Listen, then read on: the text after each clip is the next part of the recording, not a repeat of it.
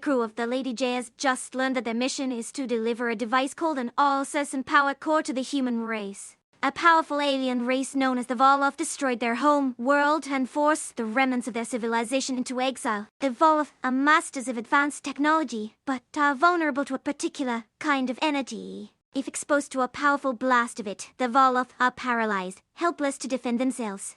The core in question is a weapon intended to deliver this blast. The All-Session Empire has long opposed the Voloth and has amassed a huge stockpile of this energy, which the Empire has kept secret from the rest of the galaxy for centuries.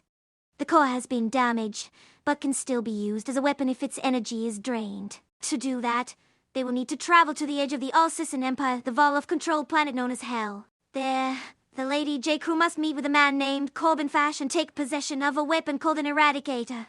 Once the Eradicator is activated, the Voloth will be defenseless. The Lady J will then proceed to the system's capital, Hell, where the core will be delivered to the human race. It is a dangerous mission that will not be easy. Not only are they fighting against the Voloth, who are deadly opponents, but they are also transporting a deadly weapon.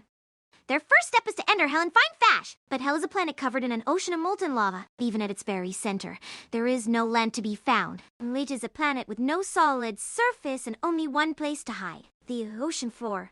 In the deepest trenches, there is an abandoned city. The people who built it are long gone, but a single man is trapped there, hiding from his enemies. He is Fash, and he is more than he appears to be. The crew of the Lady J are now beginning a journey that will take them across the entire galaxy to reach Earth and save the human race. The first thing he had to do was find a ship. Ocean had to be crawling with those damn Voloth ships. He crawled from the city's ruins and looked around. He was on a rocky hilltop overlooking a crater filled with lava. Below, he could see an expanse of water dotted by islands of rock. Fash remembered this place. This was where he'd landed on the planet's surface and was attacked by the Voloth. They were on their way to a colony planet, and they'd just gotten word that the Voloth had destroyed the planet and were now moving in on the colony they were meant to protect. They were trying to get to the planet before the Voloth arrived, but they were running out of time. It was already dark, and they were too far from the planet's surface for their jump jets to take them back. He didn't know what else to do when suddenly he saw an island in the distance. He'd never noticed it before because it wasn't on any of the maps he'd studied, but when he saw it, he realized he had no choice. He needed a ride, and if this island was inhabited, there might be some technology left that could help him. He jumped into the water and swam as hard as he could toward the island, knowing that the Voloth ships would soon be here. He made it there in time, and found what appeared to be a city under the water. He followed the streets until he reached the city's main dock and took shelter behind a rock outcropping as two of the enemy ships arrived. The Voloth were already dead, their bodies torn apart by the lava flow. Their ship landed first, its massive doors open, and a handful of soldiers exited.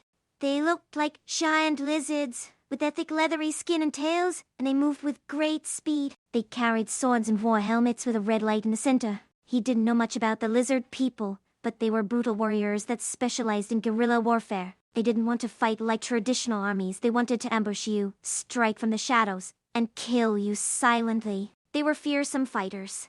Then another ship came out of the port, this one much bigger than the others, and as it landed, Fash heard a familiar sound. The rumble of the engines cut through the air, and he watched as a ramp extended from its side and slid out of view.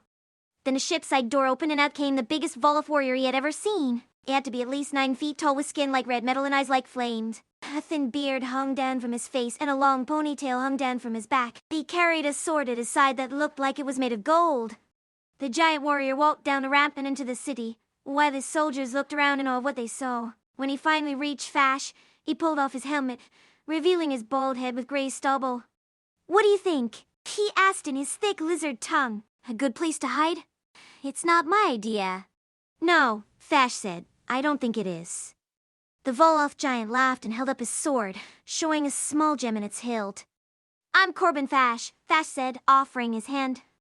The lizard warrior stared at him, then looked at his sword and back again. "I am Krell. My people call me Krell the Vengeful." "It's nice to meet you, Krell." "Why are you here?" he asked. "Did the Voloth send you here?"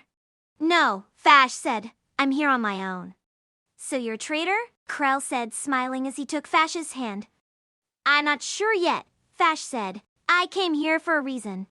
Krell turned toward the city and led Fash through the streets until he reached a building at the center of the city that was surrounded by a wall made from broken glass. He climbed over the wall and walked inside, and Fash followed close behind. The glass walls lit up as soon as he stepped inside, and he saw a man lying on a table in the middle of the room. "This man is dying," Krell said as they approached. "I believe you know him." Fash was shocked when he looked at the man on the table.